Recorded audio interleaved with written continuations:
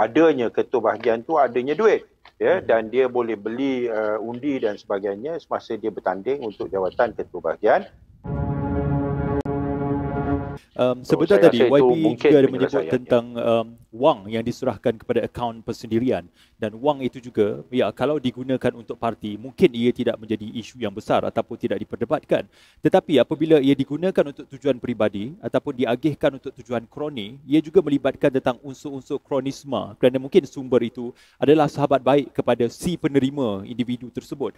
Maka sebabkan satu yang dilakukan oleh seorang ahli politik dalam sesebuah parti itu, ia mencalarkan dan juga mencemarkan nama parti politik itu secara keseluruhan, khususnya apa yang banyak berlaku kepada UMNO sebelum ini. Jadi apa komen YB melihatkan kepada perihal tentang kepentingan individu yang mendahului kepentingan parti? Apa komen YB?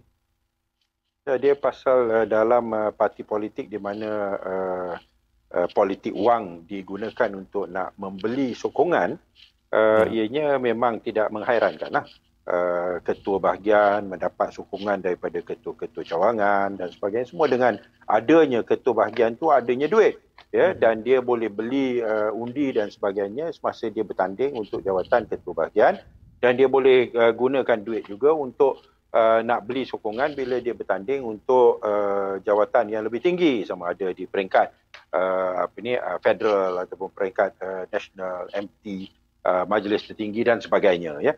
Lalu parti-parti politik yang mengamalkan budaya politik wang ini memang dia memerlukan lagi banyak duit, ya, dan itulah yang menjadi satu perkara yang boleh dikatakan satu kebiasaan bagi UMNO. Kita lihat ketua-ketua bahagiannya ramai yang kaya raya, yang mempunyai projek-projek, mempunyai kontrak-kontrak, syarikat-syarikat, dan pemegang saham-saham dan sebagainya, kerana itulah apa yang dia gunakan untuk nak kekalkan kedudukan dia di dalam parti. Ya, Datuk Seri Najib sebagai contoh memang kaya raya dan sebagainya lah.